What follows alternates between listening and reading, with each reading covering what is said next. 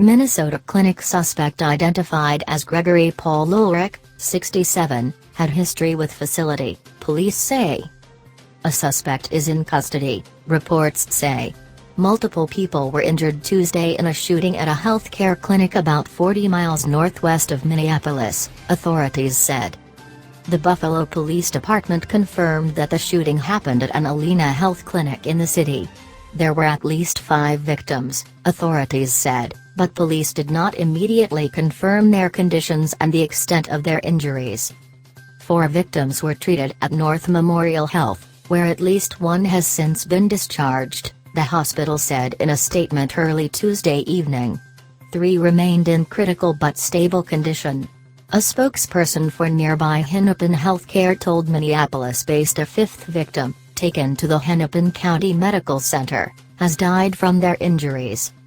Minneapolis-based Care 11 reported that a victim was a nurse.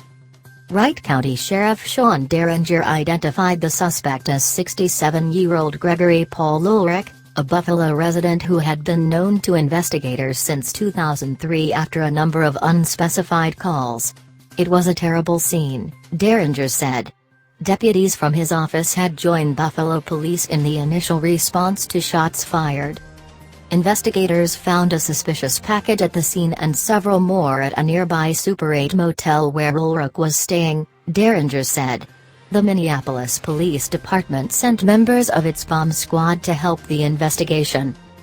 Buffalo Police Chief Pat Budke said officers found multiple victims at the scene, rendered aid and took Ulrich into custody. The victims were taken to multiple locations for treatment. There is no information at this point that leads us to believe that there is any nexus with any type of domestic terrorism, Budke said, visibly struggling to keep his composure and pausing multiple times to find words. We are very familiar with the suspect, he said during the Tuesday afternoon news conference, adding investigators believed that the attack was targeted due in part to a history of conflict Ulrich had with the facility. He added that Ulrich may have taken issue with care he either sought or received at the clinic, but authorities were not aware of him making threats before the shootings. The history that we have as a department with this individual makes it most likely that this incident was targeted at that facility or at someone within that facility, Budke said. In 2018, a judge had ordered Ulrich to stay away from a man who had the same name as a doctor who worked at the clinic. It was not immediately clear whether that doctor was among the victims. Despite the order of protection, Ulrich allegedly tried to obtain a handgun permit in 2019. A court agent said in court filings that he highly recommended that not be allowed.